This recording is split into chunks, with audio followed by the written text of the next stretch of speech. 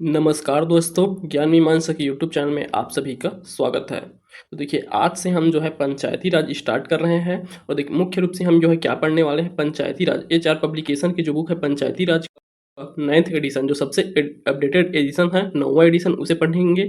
इसमें जो है जो संशोधन किए गए हैं 2024 में पंचायती राज जो अध्यादेश जारी किए गए थे, नगरीय निकाय से संबंधित जो अध्यादेश जारी किए गए थे, वो सब जो है इसमें अपडेटेड है। तो इसी बुक को हम जो है पूरा कंप्लीट पढ़ने वाले हैं पंचायती राज के लिए।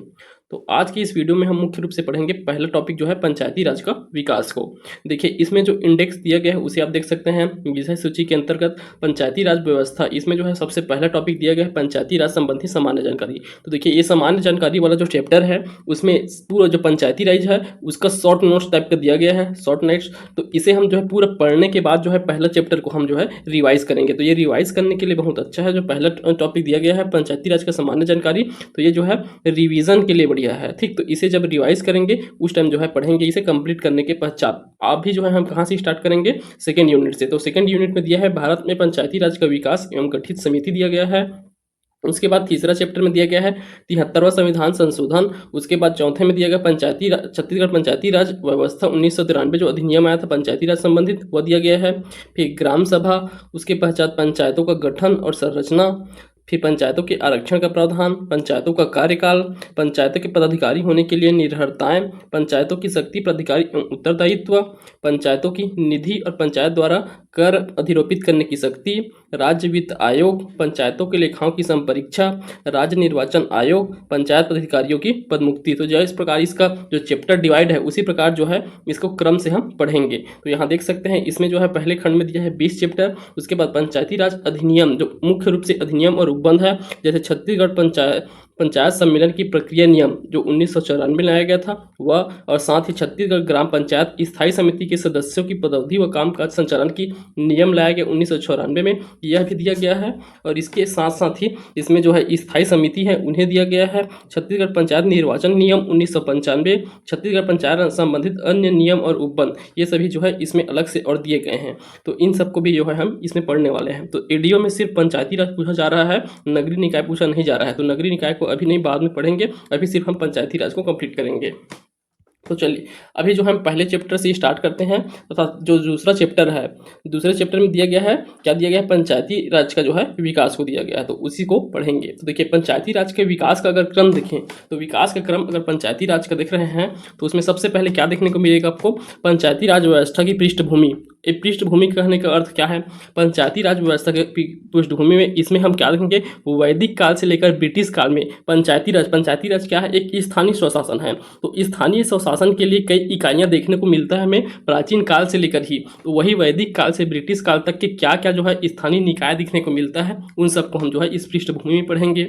उसके बाद अगर हम संविधान में जो 73वां संविधान संशोधन हुआ है उससे पहले अगर संविधान में प्रावधान देखें हम पंचायती राज से संबंधित, तो उसका प्रावधान हमें कहाँ देखने को मिलता है, तो आप देख सकते हैं अनुच्छेद 40 डीपीएसपी में, राज्य के नीति निर्देशक तत्व है डीपीएसपी, उसमें दिया गया है अनुच्छेद 40। तो अनुच्छेद 40 में ही क्या रखा गया है, पंचायतों के गठन का प्रावधान किया गया है। राज्य जो है पंचायतों के संगठन कर सकता है, यह दिया गया है अनुच्छेद 40 में। ठीक, जो गांधी जी के विचार माना जाता है, इसे गांधी जी के विचारधारा से जो है प्रभावित है।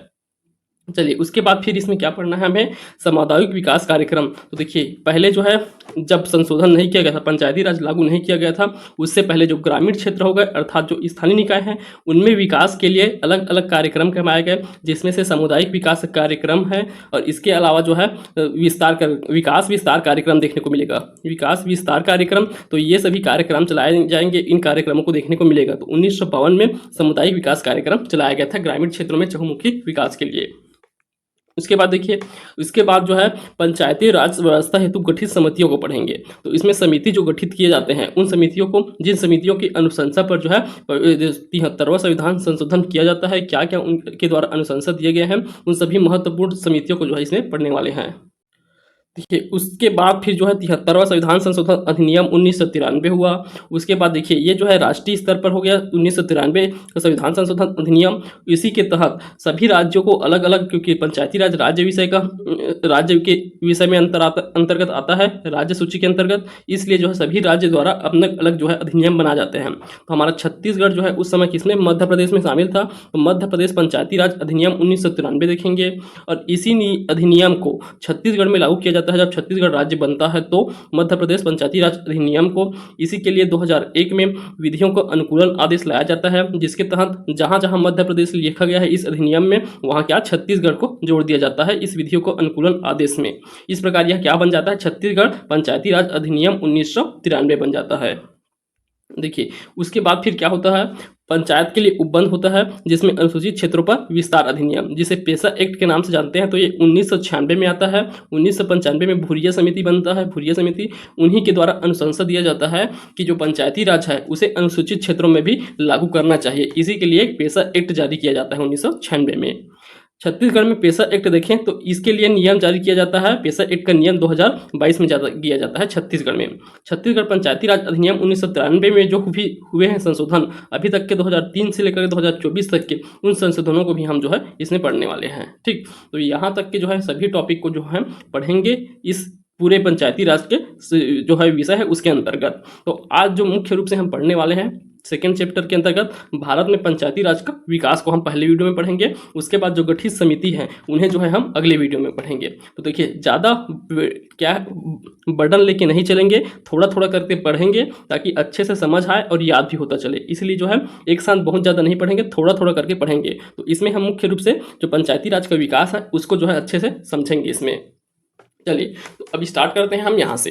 तो सबसे पहले यहाँ देखिए दिया गया है, दो कथन दिए गए हैं। एक कथन महात्मा गांधी जी द्वारा दिया गया है और दूसरा जो है पंडित जवाहरलाल नेहरू द्वारा। और ये किससे संबंधित है, पंचायती राज से संबंधित जो कथन है उन्हें दिया गया है। तो चलिए हम देखते हैं क्या क्या कथन कहे गए हैं। तो सबसे पहले महात्मा गांधी जी द्वारा देखिए, तो पंचायती राज के संबंध में इनके द्वारा कथन कहा गया है, जब पंचायती राज स्थापित हो जाएगा तब लोकमत ऐसी ही अनेक काम करके दिखाएंगे जो हिंसा कभी नहीं कर सकती है। तो देखिए पंचायती राज की स्थापना के पश्चात लोकमत अर्थात लोगों के द्वारा ऐसे काम करके दिखाया जाएगा जो हिंसा से कभी नहीं किया जा सकता है। अर्थात जो हिंसात्मक रूप से जो कार्य नहीं किए जा सकते हैं वे पंचायती राज बनने के बाद लोकमत के माध्यम से किया जा सकता है, यह कहा गया है महात्मा गांधी जी द्वारा। ठीक, तो ये कथनों से प्रश्न पूछे जाते हैं तो आपको इसे याद रखना है। इसके बाद दूसरा देखिए, पंडित जवाहरलाल नेहरू जी द्वारा क्या कहा गया है, यदि हमारी स्वाधीनता को जनता की आवाज़ की प्रतिध्वनि बनना है तो पंचायतों को जितनी अधिक शक्ति मिले जनता के लिए उतना ही अच्छा है। तो यह कहा गया है पंडित जवाहरलाल नेहरू जी द्वारा, जब उनके द्वारा जो है राजस्थान के नागौर जिले में सबसे पहले पंचायती राज का जो है शुरुआत किया गया था। उसी समय यह कथन कहा गया था, यदि हमारी स्वाधीनता को जनता की आवाज़ की प्रतिध्वनि बनना है तो पंचायतों को जितनी अधिक शक्ति मिले जनता को उतना ही अच्छा होगा। यह कथन पंडित जवाहरलाल नेहरू जी द्वारा कहा गया था। ठीक, तो ये दो महत्वपूर्ण कथन हैं, इन्हें याद रखना है आपको। अब चलिए, अब हम क्या समझेंगे पंचायती राज व्यवस्था की पृष्ठभूमि को।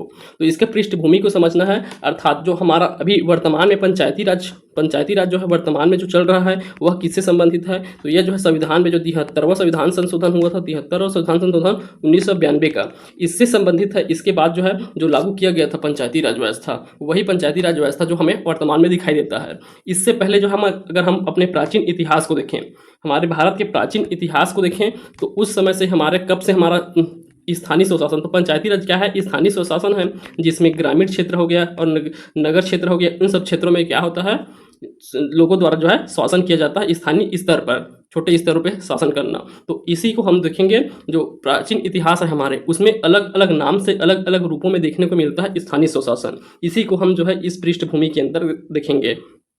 तो चलिए उसके बाद देखिए, सबसे पहले ये इसको बताया गया है कि वही है कि पंचायती राज की अवधारणा जो है अभी नई अवधारणा नहीं है, इसके प्रमाण हमें वैदिक युग से देखने को मिलता है। तो वैदिक युग में देखिए, वैदिक युग में वैदिक ग्रंथों में हमें क्या क्या जो है शब्द मिलते हैं, जिसके तहत हमें पता चलता है कि हमें हमारे वैदिक समय में भी जो पंचायती राज व्यवस्था देखने को मिलता है।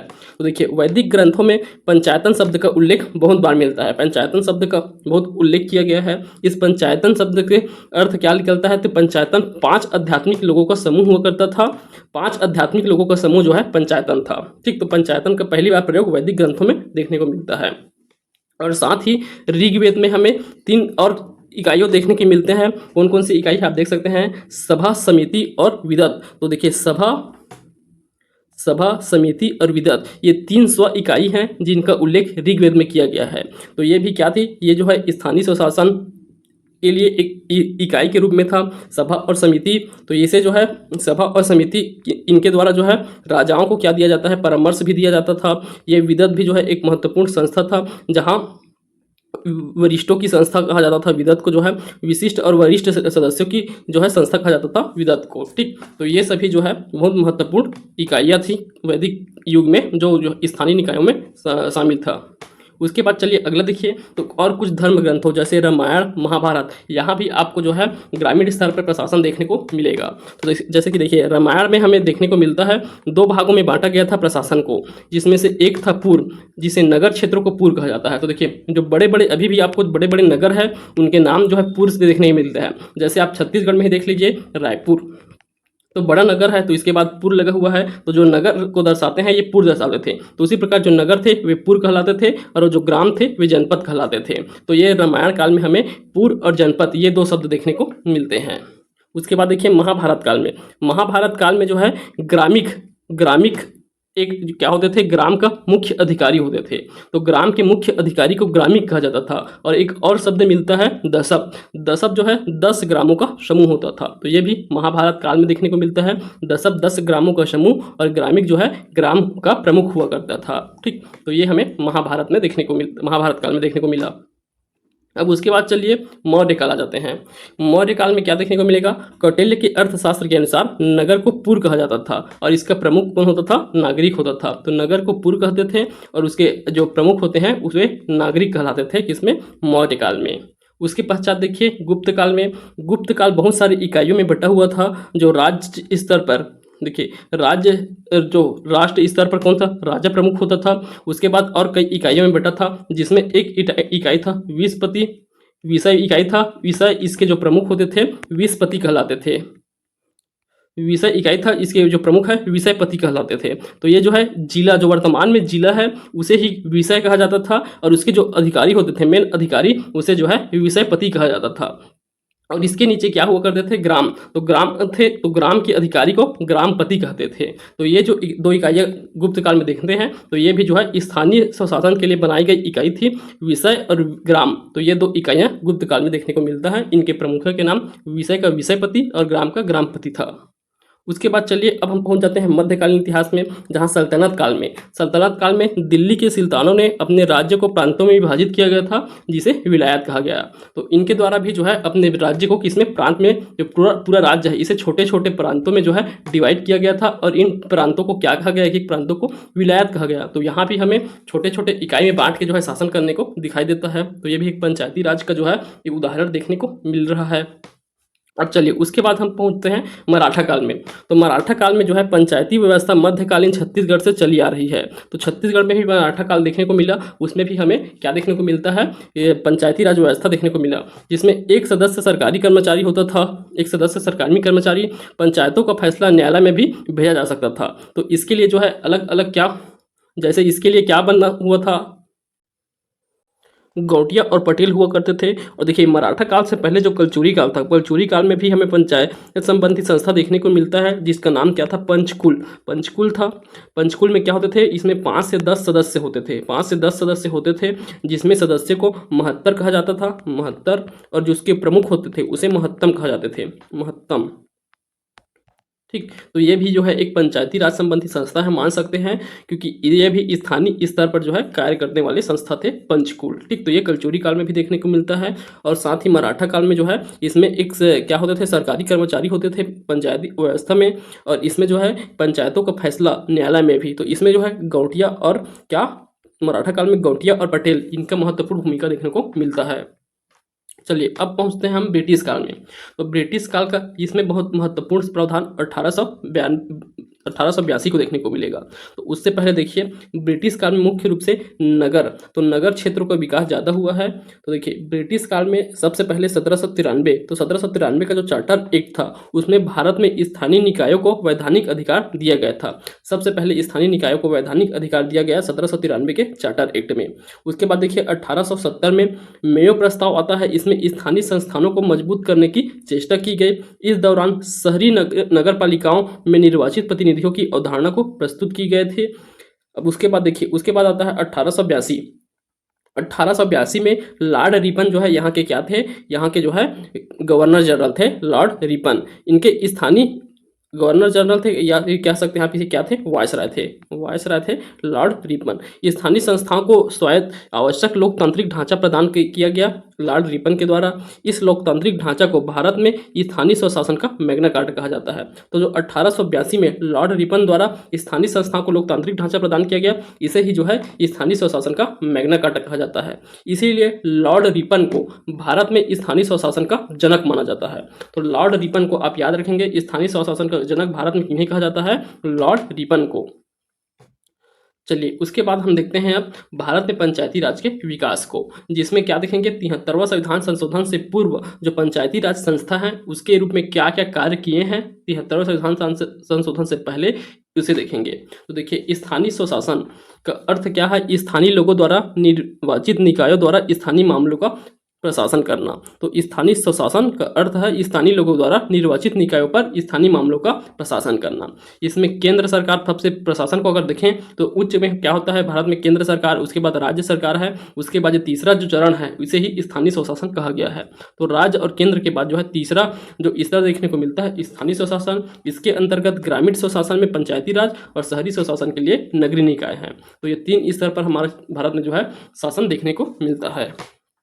अब हम अगर इससे पहले 73वें संविधान संशोधन से पहले अगर संविधान में प्रावधान देखिए किससे पंचायती राज से संबंधित, तो कहाँ देखने को मिलता है, देखिए यहाँ जो है एक दिया गया है अनुच्छेद 31A।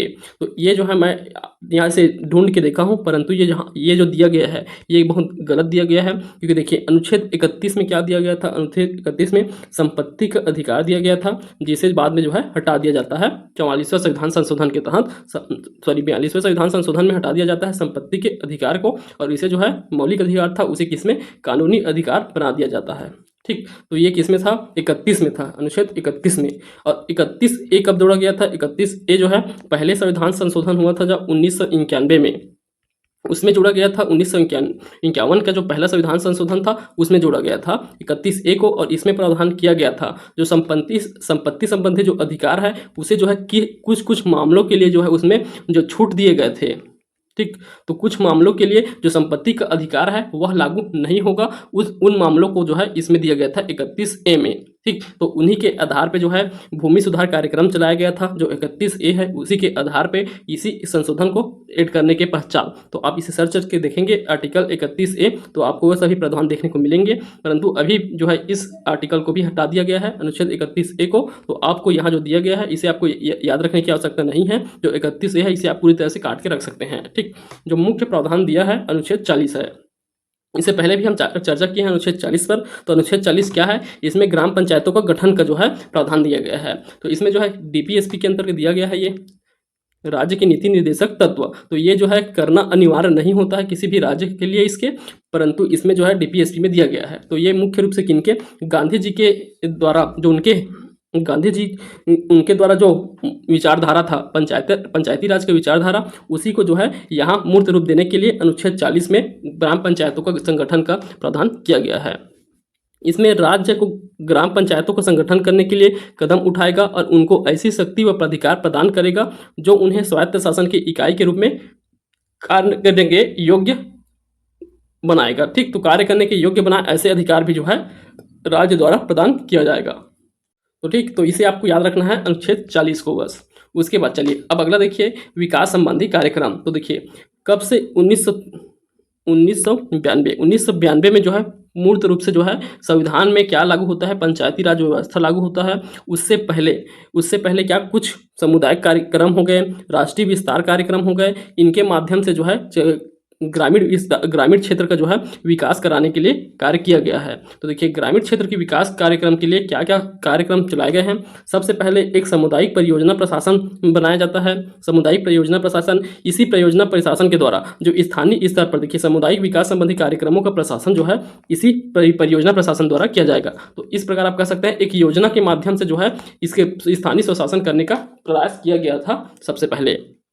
तो इसका गठन कब किया गया? सामुदायिक परियोजना प्रशासन का 31 मार्च 1952 को योजना आयोग द्वारा, ठीक, जिसका कार्य क्या था? सामुदायिक विकास संबंधी कार्यक्रमों पर प्रशासन करना था। और इसी के द्वारा जो है बाद में क्या स्टार्ट किया जाता है? 2 अक्टूबर 1952 को सामुदायिक विकास कार्यक्रम। तो देखिए ये जो है कई बार एग्जाम में पूछे गए हैं, सामुदायिक विकास कार्यक्रम किस वर्ष लागू किया गया था? 1952 में। 2 अक्टूबर 1952 को सामुदायिक विकास कार्यक्रम पंडित जवाहरलाल नेहरू द्वारा प्रारंभ किया जाता है। यह कार्यक्रम असफल रहता है। इसका असफल होने का कारण हम अभी देखेंगे। इसका असफल होने का प्रमुख कारण क्या था उसे देखेंगे। तो देखिए यह स्थानीय स्वशासन के लिए बनाया गया जो है क्या था? सामुदायिक विकास कार्यक्रम जो है जो ग्रामीण क्षेत्र है उसका विकास करने के लिए लाया गया कार्यक्रम था। उसके बाद देखिए इसी के साथ साथ एक और कार्यक्रम लाया जाता है अगले वर्ष 1953 में, राष्ट्रीय विस्तार सेवा कार्यक्रम। तो राष्ट्रीय सेवा विस्तार कार्यक्रम यह योजना आयोग द्वारा लाया जाएगा और यह भी जो है पूरी तरह से असफल कार्यक्रम रहता है। इसका प्रभाव क्या देखने को मिलता है? तो देखिए यह जो है प्रशासन किनके माध्यम से किया जा रहा है? ये दोनों कार्यक्रम जो है ये सामुदायिक परियोजना प्रशासन है, तो ये प्रशासन है तो ये अधिकारियों द्वारा किया जाएगा। जो प्रमुख अधिकारी हैं उन्हीं के माध्यम से जो है प्रशासन करने का प्रयास किया जा रहा था ग्रामीण क्षेत्रों में। तो इसका जो है असफलता का मुख्य कारण यही था कि इसका असफलता क्यों रहा कि इन कार्यक्रमों में के संचालन में नौकरशाही का प्रभाव देखने को मिलता है। तो नौकरशाही का प्रभाव बहुत ज़्यादा था अधिकारी वर्ग का, इस कारण यह असफल रहा। साथ ही जनता की कोई सहभागी का अभाव था, तो जनता की कोई भागीदारी नहीं था इस कार्यक्रम में। इस तरह पंचायतों को ग्रामीण विकास में भागीदारी का अवसर नहीं दिया गया था। इस कारण जो है यह कार्यक्रम असफल देखने को मिलता है। अब देखिए इन्हीं कार्यक्रमों की जांच के लिए, इन दोनों कार्यक्रम के जांच के लिए जो है जांच पड़ताल के लिए कब बनेगा? 1957 में। 1957 में एक समिति बनाया जाता है, बलवंत राय मेहता समिति बनवाया जाएगा, बलवंत राय मेहता समिति। तो इसी समिति के द्वारा फिर त्रिस्तरीय पंचायती राज का सबसे पहली बार जो है अनुशंसा किया जाएगा, बलवंत राय मेहता समिति। तो इन समितियों को जो है आगे डिटेल से पढ़ेंगे। देखिए इससे पहले हम समितियों को डिटेल से पढ़ेंगे, उससे पहले यहाँ संक्षिप्त विवरण दिए गए हैं अभी तक की जितने भी समितियों ने पंचायती राज संबंधी जो अनुशंसा दिए हैं उससे संबंधित समिति है उन सबका वर्णन यहाँ दिया गया है। देखिए हमें मुख्य रूप से टोटल 7 समितियों को हमें अच्छे से पढ़ना है। कौन कौन से 7 समिति है? सबसे पहले तो 1957 में बनाया गया बलवंत राय मेहता समिति। उसके बाद जो है हम पढ़ेंगे 1977 का अशोक मेहता समिति पढ़ेंगे। उसके बाद फिर 1985 का, सीधा 1985 में देखेंगे कौन सा समिति? जी.वी. के राव समिति। उसके बाद फिर 1986 में कौन सा बनता है? लक्ष्मीमल सिंधवी समिति है, उसे देखेंगे। उसके बाद फिर कब बनता है समिति? 1988 में। 1988 में आपको 2 समिति पढ़ना है। देखिए 1988 में कौन कौन से समिति हैं? 1988 में एक समिति आपको पढ़ना है पी के थुंगन समिति। उसके बाद जो है गाडगिल समिति, पी के थुंगन और गाडगिल समिति 1988 में। फिर 1995 का पढ़ेंगे हम कौन सा? भूरिया समिति, जिनके द्वारा पेशा एक्ट को दिया जाता है अनुशंसा पेशा एक्ट जारी करने का। तो इन टोटल जो है 7 समितियों को हमें पढ़ना है। इसमें मुख्य रूप से डिटेल से पढ़ेंगे, जिसे हम अगले वीडियो में पढ़ेंगे। अभी इस वीडियो में हम ये जो संक्षिप्त विवरण दिया गया है उसे पढ़ लेते हैं। तो चलिए, बलवंत राय मेहता समिति सबसे पहले 1957 में, और इनके द्वारा जो सिफारिश दिया गया था इस त्रिस्तरीय पंचायती राज व्यवस्था का सिफारिश, इसे हम आगे डिटेल से पढ़ेंगे। उसके बाद देखिए बी.आर. राव समिति। तो देखिए बी.आर. राव समिति है ये, और एक जो जी.वी. राव समिति है वो अलग है। ये कब बनता है? जी.वी. राव 1985 में बनता है, और ये बना है 1960 में। तो ये अलग है, आपको कंफ्यूज नहीं होना है। तो बी.आर. राव समिति इसमें पंचायत सांख्यिकी के यांत्रिकरण पर गठित समिति है। तो देखिए बलवंत राय मेहता समिति के बाद जो है डायरेक्ट जो अच्छा समिति बनता है पंचायती राज से संबंधी, वो कौन सा होता है? अशोक मेहता समिति। उससे बीच में जो दिए गए समिति हैं, ये कौन सी समिति है? इनका सबका उद्देश्य अलग था, अलग अलग विषयों के लिए बनाया गया समिति था। इनके द्वारा जो है क्या भले ही पंचायती राज का चर्चा किया गया है, परंतु ये डायरेक्ट रूप से पंचायती राज से संबंधित बनाया गया समिति नहीं है। ठीक, इसीलिए इसके संबंध में ज़्यादा डिटेल नहीं पढ़ते हैं। जो आवश्यक है वहाँ दिए गए हैं, सिफारिश क्या इनके द्वारा किया गया है, उन सबको बस पढ़ना है। तो देखिए 1960 में जो BR राव समिति बना है, उनके द्वारा पंचायत सांख्यिकी के यांत्रिकरण पर गठित समिति माना जाता है इसे। दूसरा देखिए 1961 में SB मिश्रा के सिफारिश में बना हुआ है पंचायत एवं सहकारी समिति पर गठित कार्यक्रम दल है। उसके बाद देखिए 61 में ही B ईश्वरन अध्ययन दल बनता है जो पंचायती राज प्रशासन का अध्ययन करता है। 1962 में GR राजगोपाल समिति बना, यह न्याय पंचायतों का अध्ययन दल था, न्याय पंचायतों के लिए अध्ययन दल। उसके बाद RR दिवाकर की अध्यक्षता में 1963 में बनता है ग्राम सभा की स्थिति की समीक्षा के लिए एक समिति बनता है। और वही 1963 में ही M रामाकृष्णन अध्ययन समिति बनता है। इनके द्वारा क्या अध्ययन किया जाएगा, पंचायती राज संस्थाओं की आय व्यय की गणना किया जाता है रामाकृष्णन अध्ययन दल के द्वारा। फिर देखिए 1963 में ये के संथानम समिति, तो देखिए के संथानम समिति मुख्य रूप से किसके लिए बना था, तो ये भ्रष्टाचार से संबंधित समिति है। तो भ्रष्टाचार निवारण संबंधी समिति बनाया गया था 1962-63 में के संथानम समिति। इनके द्वारा भी पंचायती राज के वित्तीय प्रावधान एवं स्थिति की समीक्षा किया गया था। तो भ्रष्टाचार है तो वित्तीय संबंधी प्रावधान किया जाएगा, इनके द्वारा वित्तीय प्रावधानों की समीक्षा किया जाएगा। तो ये भी पंचायती राज संस्थाओं के द्वारा कभी किया गया इनके द्वारा। उसके बाद देखिए के संथानम समिति, इन्हीं के द्वारा 1965 में अपना क्या रिपोर्ट प्रस्तुत किया जाता है। इसमें पंचायती राज संस्थाओं के निर्वाचन की रूपरेखा संबंधी अध्ययन को शामिल किया गया था। उसके बाद देखिए आर के खन्ना समिति बना 1965 में। इनके द्वारा पंचायती राज संस्थाओं का लेखा एवं अंकेक्षण किया गया था। तो आर के खन्ना समिति द्वारा पंचायती राज संस्थाओं का लेखा और अंकेक्षण किया गया था। उसके बाद देखिए 1966 में बनता है जी रामचंद्रन समिति। 1966 में बना पंचायती राज प्रशिक्षण केंद्रों पर गठित समिति थी। तो पंचायती राज के लिए प्रशिक्षण केंद्र बनाया जाए, इसके लिए गठित संस्था थी श्री रामचंद्र समिति, ये बनाया गया था। उसके बाद देखिए 1969 में इसमें पी रामानाथन अध्ययन दल बना। इनके द्वारा मूलभूत भूमि सुधार उपायों के कार्यान्वयन में सामुदायिक विकास एजेंसी तथा पंचायती राज संस्थाओं की संलग्नता को दर्शाया गया। उसके बाद देखिए 1972 में इसमें फिर से एक बार फिर बनता है M रामाकृष्णन अध्ययन समिति। इनके द्वारा सामुदायिक विकास एवं पंचायती राज पर 5वीं पंचवर्षीय अनुशंसा पर गठित कार्यदल था। उसके बाद दया चौबे समिति 1976 में सामुदायिक विकास एवं पंचायती राज पर गठित संस्था था दया चौबे समिति। तो ये 1976 में बना था। अब हम यहाँ से पूरा पढ़ेंगे। अशोक मेहता समिति 1977 में बना है। इनके द्वारा देखिए पंचायती राज संस्थाओं को द्विस्तरीय अनुशंसा किया गया था। तो 2 स्तर पर पंचायती राज संस्था का अनुशंसा इनके द्वारा अशोक मेहता समिति द्वारा, और इनके साथ साथ लोकतांत्रिक विकेंद्रीकरण की भी अनुशंसा इन्हीं के द्वारा किया गया था। उसके बाद देखिए 1978 में दांतेवाला समिति बनता है, और इसके बाद बनता है हनुमंतराव समिति 1984 में। तो इन दोनों को आपको याद रखना है, ये बहुत इंपॉर्टेंट समिति है। दांतेवाला समिति से को याद रखेंगे, खंड स्तर पर नियोजन का बात किया गया था, और हनुमंतराव समिति द्वारा जिला स्तर पर नियोजन की बात कहा गया था। तो इनको आपको याद रखना है, कंफ्यूज नहीं होना है। इसके लिए आप कैसे याद रखेंगे, तो देखिए दांतेवाला का डी ले लीजिए और खंड अर्थात ब्लॉक स्तर का बी, तो डी और बी से याद रखेंगे। तो दांतेवाला के द्वारा ब्लॉक स्तर पर किया गया था, और हनुमंत से एच ले लीजिए और यहाँ से जिला स्तर का डी, तो एचडी से याद रखेंगे। एचडी हनुमंतराव समिति द्वारा जिला स्तर पर, डिस्ट्रिक्ट स्तर पर, और वही जो है दांतेवाला डी का बी, तो दांतेवाला के आधार पर ब्लॉक स्तर पर जो है अनुशंसा किया गया था। ठीक, चलिए अब उसके बाद देखिए जीवी के राव समिति द्वारा नियमित चुनाव की अनुशंसा किया गया था। 1985 में बना था। नियमित चुनाव के सबसे पहले अनुशंसा जीवी के राव समिति द्वारा। उसके बाद लक्ष्मीमल सिंघवी समिति, इनके द्वारा जो है संवैधानिक मान्यता देने की अनुशंसा सबसे पहले लक्ष्मीमल सिंघवी द्वारा ही किया जाता है। संवैधानिक मान्यता देने की अनुशंसा बाद में जो है गाडगिल समिति द्वारा भी किया जाएगा। पी के थुंगन समिति, इनके द्वारा जो है राजनीतिक एवं प्रशासनिक ढांचा तैयार करने की अनुशंसा किया गया था, और गाडगिल समिति द्वारा आरक्षण का प्रावधान और संवैधानिक मान्यता देने का प्रावधान किया गया था। गाडगिल समिति द्वारा अनुशंसा किया गया।